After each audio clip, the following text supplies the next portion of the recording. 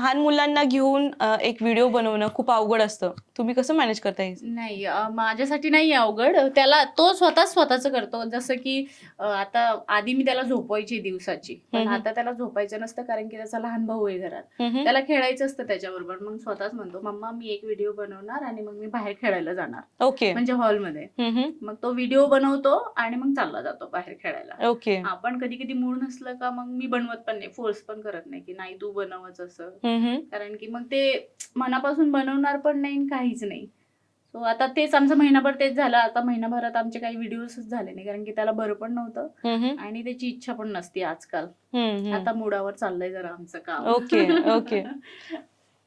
So तुम्हाला काय वाटतं, की अक्षय जेव्हा मोठा होईल आणि त्याचे लहानपणीचे व्हिडिओज त्याला दिसतील, तेव्हा तो किती म्हणजे वेगळाच एक्साइटमेंटमध्ये असेल? नाही, आम्हाला जास्त शिव्या भेटणार. मला जास्त ओरडा भेटेल, की तू काय-काय पोस्ट केलं माझं.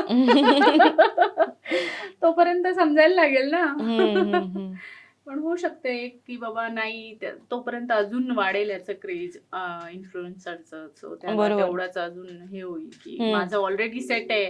मला जास्त मेहनत करायची गरज नाहीये. बरोबर, बरोबर. आणि मला वाटलं पण नव्हतं खरंच की म्हणजे लोक एवढं प्रेम देतील त्याला. कारण मला असं जनरलीच व्हिडिओ शेअर केलेत मी आणि एवढे ते व्हायरल गेलेत. एका व्हिडिओसला त्याच्या 44 मिलियन्स व्ह्यूज हो, हो. आहेत मी आणि पाहिले. 2 मिलियन्स लाईक्स आहेत. खूप म्हणजे सेलिब्रिटी परत माधुरी दीक्षित नेने ह्यांनी पण त्यांचा एक व्हिडिओ याचा व्हिडिओ हे केला होता, शेअर केला होता.